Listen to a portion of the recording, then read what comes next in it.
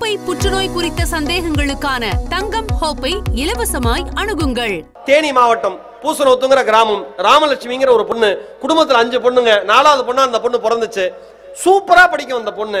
அவங்க அப்பாவுக்கு அவ்வளவு ஆசை பெண் குழந்தைங்களை படிக்க வைக்கணும்னு. காசு இல்ல, ஒரு கூலி தொழிலாளி, என்ன பண்றதுனே தெரியல.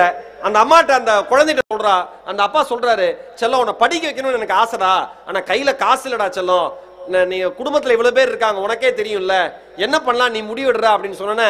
அந்த குழந்தை ராமலட்சுமிங்கிற பொண்ணு என்ன முடிவு பண்றா, அப்பா நான் போய் கோயம்புத்தூர்ல ஏதோ ஒரு மில்லுல வேலைக்கு சேர்ந்துடுறேன்பா, எனக்கு வர காசு ஏதாவது குடும்பத்துக்கு இப்ப உதவியா இருக்குல்லன்னு போய் மில்ல வேலைக்கு சேர்ந்துடுறா. அந்த குழந்தை படிக்குது. அந்த மில்லுல ஒரு ஆப்ஷன் கொடுக்குறாங்க, படிக்கிற ஆர்வம் இருக்கிறவங்க பார்ட் டைமா படிச்சுக்கலான்னு. ஒரு பக்கம் மில்ல வேலை பார்க்குது, ஒரு பக்கம் பார்ட் டைமா டிஸ்டன்ஸ் எஜுகேஷன்ல பிசிஏ எடுத்து படிக்குது. நீங்க நம்ப மாட்டீங்க, தமிழ்நாடு திறந்தநிலை பல்கலைக்கழகத்துல பிசிஏ எடுத்து படிச்ச அந்த ராமலட்சுமி என்கிற பெண் கோல்டு மெடலிஸ்டா செலக்ட் ஆகுது. பார்ட் டைமா மில்லுல வேலை பார்த்துட்டு படிச்ச ஒரு பொண்ணு. கனடாவில் இருக்கிற காமன்வெல்த் கல்வி கழகம் இந்த மாதிரி பெண்கள் தான் உலகத்தினுடைய சிறந்த ரோல் மாடல் சொல்லி சிறப்பு விருதை கொடுத்து அங்கீகாரம் கொடுக்குது. தொலைக்காட்சியில பேட்டி எடுக்கிறாங்க. அந்த பொண்ணு ரொம்ப ஆர்டினரியா பேசுது. நான் நல்லா படிச்சேன், நான் நல்லா படிப்பேன்னு தெரியும், நல்லா படிச்சேன், ஆனா அவார்டு கிடைக்கும் தான் நினைச்சேன், நான் படிக்கல. உண்மை அதுதான். அதனாலதான் பகவத்கீதையில சொன்னாங்க, கடமையை செய் பலனை எதிர்பாராதே. சிம்பிள். நல்லா படிக்க வைங்க உங்க குழந்தைங்களை, உயிரை கொடுத்து படிக்க வச்சேன்னு சொல்லுவீங்களே, உண்மை. கல்விங்கிறது அவ்வளவு பெரிய ஆயுதம். எழுத்தாளர் சுஜாதா அவர்கள் கலாம் அவர்களை பற்றிய பதிவை எழுதுகிற பொழுது ஒரு விஷயம் சொல்றார். நாங்கள் எல்லாம் கல்லூரி படிக்கிற காலங்களில் மிக பெரிய விளையாட்டுத்தனத்தோடு இருப்போம், பேராசிரியர்களை கேலி செய்வதில் ஆனந்தமாக இருப்போம். அந்த லஞ்ச் பிரேக் வரப்ப நாங்கெல்லாம் என்ன பண்ணுவோம்னா, அங்க டாலி ஹாலா ஒரு ஹால் இருக்கு, டாலி ஹால் தானே சார், லாலி ஹால், லாலி ஹால் ஒன்று இருக்கு. அதுல உட்காந்துட்டு எல்லாரும் ஏகப்பட்ட அரட்டை அடிப்போம். சினிமாவை பத்தி பேசுவோம், நடிகர்களை பத்தி பேசுவோம், நடிகைகளை பத்தி பேசுவோம், அன்னைக்கு அரசியலை பத்தி பேசுவோம், ஏகப்பட்ட அரசியல்வாதிகள் கிண்டல் பண்ணுவோம், எல்லாத்த பத்தியும் பண்ணுவோம். கலாம் மட்டும் வகுப்பு நேரம் முடிந்தும் கூட வகுப்பில் படிக்க வேண்டியது பாக்கி இருக்கிறதா என்பதை பார்த்து கொண்டிருப்பார். நாங்கள் எல்லாம் அவர் உணவு அருந்து விட்டு செல்லுகிற பொழுது, கலாம் வாங்க நாமெல்லாம் பேசிட்டு இருக்கலாம்னு கூப்பிடுறப்ப கலாம் பதில் கூட சொல்ல மாட்டாரா, வரேன்னு சொல்ல மாட்டாரா, வரலைன்னு சொல்ல மாட்டாரா, சிரிச்சுட்டு அந்த இடத்தை விட்டு நகர்ந்துருவாரு.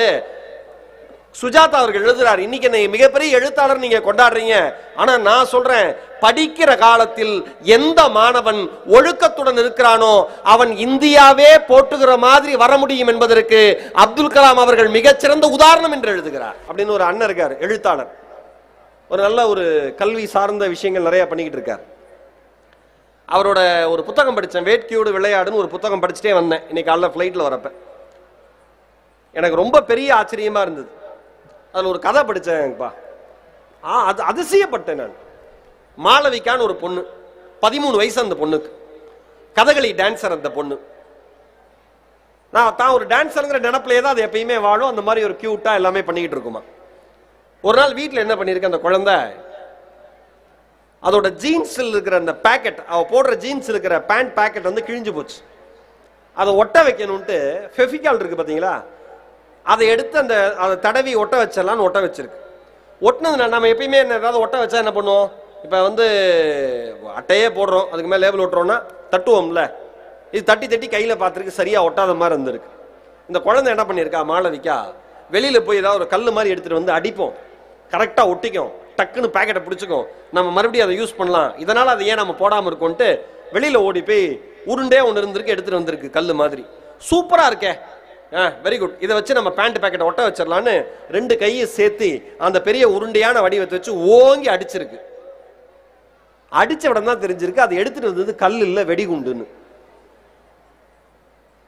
ஓங்கி அடித்த வேகத்தில் வெடித்து சிதறி இருக்கு.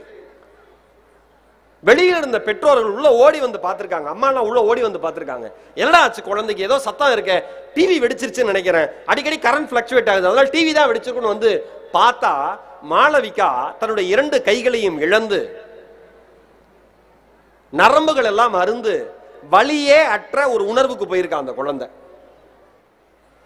தொடர்ச்சியான சிகிச்சையில் அந்த குழந்தை இருந்திருக்கு. டாக்டர் எல்லாமே செக் பண்ணிட்டு சொல்லியிருக்காங்க, இனிமேல் இந்த குழந்தை பொழைக்காது, பொழைச்சாலும் அது வேஸ்ட் தான், வீட்டில் ஒரு திங் மாதிரி ஒரு பொருள் மாதிரி தான் அந்த குழந்தை இருக்க போதுன்னு இருக்காங்க. கிட்டத்தட்ட 18 மாத கால சிகிச்சை. 1.5 வருஷம் வெறும் ட்ரீட்மெண்ட் மட்டுமே போயிருக்கு. ஆனா ட்ரீட்மெண்ட் ஆரம்பிச்சு 4 வாரத்துல வலிங்கிற உணர்வு அந்த குழந்தைக்கு வந்துருச்சு. கதறி துடிக்கிறா மாளவிகா, வலி தாங்க முடியல, வலி தாங்க முடியலன்னு. இந்த குழந்தை இந்த மாதிரி ஆச்சு அப்படின்னோடையும் சுத்தி இருக்கிற பெற்றோர் உறவினர்கள் வந்து முதல்ல என்ன சொல்றாங்க, தெரிஞ்சவங்க எல்லாம் முதல் விஷயம், இது பொம்பளை புள்ள, கல்யாணம் ஆகிறதுக்கு வாய்ப்பு இல்லை, குழந்தை பிறக்க வாய்ப்பு இல்லை, படிக்க வாய்ப்பு இல்லை, இது வேலைக்கு போக வாய்ப்பு இல்லை, இனிமேல் உனக்கு வாழ்க்கை முழுக்க செலவு தான், இது எதுக்கு இப்படி கஷ்டப்பட்டு காப்பாத்துறேன்னு எல்லாமே அந்த பெற்றோர்கள்ட்ட கேட்டிருக்காங்க. இது எல்லாம் கேட்க கேட்க மாளவிகா அந்த இதுல காதுல வந்து விழுந்துகிட்டே இருக்கு. இந்த மாதிரிலாம் சொல்றாங்களே, இந்த மாதிரிலாம் சொல்றாங்களேன்னு எஜுகேஷன் வந்து கிட்டத்தட்ட ஒரு 3 வருஷம் பாதிக்கப்பட்டிருக்கு. ஆனா அந்த குழந்தை வந்து தளர்ந்து போகல. யோசிக்கிறா ஒரு நாள் மாளவிகா உட்காந்து, சூசைட் பண்ணிக்கலாமா, இல்ல வாழ்க்கை எதிர்த்து போராடலாமா? இரவு முழுதும் தீவிரமான சிந்தனை. அந்த குழந்தை யோசிச்சு ஒரு முடிவு எடுக்கிறா. ஓகே, நாம சூசைட் பண்ணிட்டா என்ன, ஒண்ணுமே கிடையாதே, அடுத்த நிமிஷம் செத்து போறோம், நம்ம வாழ்ந்ததுக்கான அடையாளம் என்ன?